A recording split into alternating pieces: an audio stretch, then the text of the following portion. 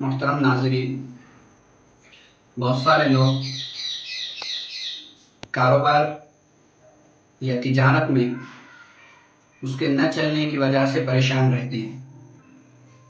پھر چاہے وہ کوئی دکان ہو یا چھوٹی سی اپنی کوئی شاپ ہو یا پھر کسی کی کوئی سواری ہو، جیسے کوئی بسا اوقات کرائے پر گاڑیاں چلاتے ہیں، بہت سارے لوگ آٹو رکشا چلاتے ہیں، یا بہت سارے لوگ جو ہے تو چھوٹی موٹی گھر کے اندر دکانیں چلتی ہے، چاہے بڑی دکان ہو چھوٹی ہو، یا جو بھی ان کا جائز حلال کمائی کا جو ذریعہ ہیں اس کے نہ چلنے کی وجہ سے وہ پریشان ہوتے ہیں۔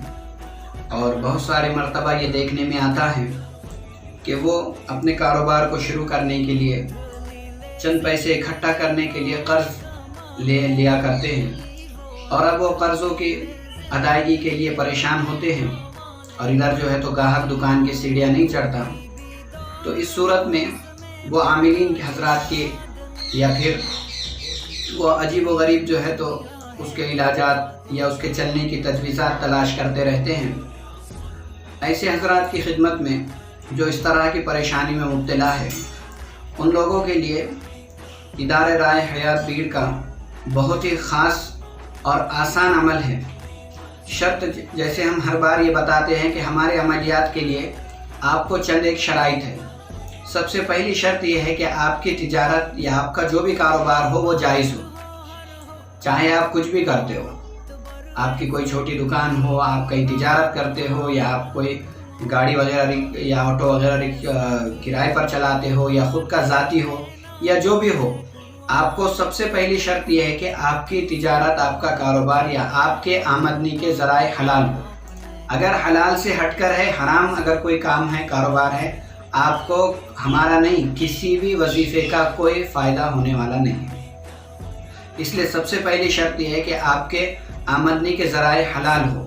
دوسری شرط یہ ہے کہ آپ جب بھی دکان کے اندر جائیں باوضو رہیں، نمازوں کا اہتمام کریں۔ اگر آپ کو اللہ نے کلام پاک پڑھنے کی توفیق دیا ہے تو کلام پاک روزانہ کھول کر تھوڑا بہت، چاہے ایک رکوع کیوں نہ ہو، ایک رکوع کی تلاوت دکان پر کاروبار پر بیٹھ کر کریں۔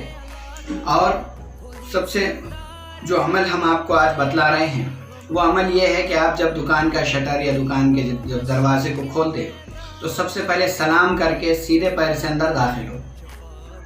سلام کرے، دکان کے اندر کوئی نہیں ہے لیکن سلام کر کر داخل ہو۔ جس طرح سے ہم کسی کو سلام کرتے ہیں اس طرح سے سلام کر کے سیدھا پیر داخل کر کے دکان کے اندر جائیں۔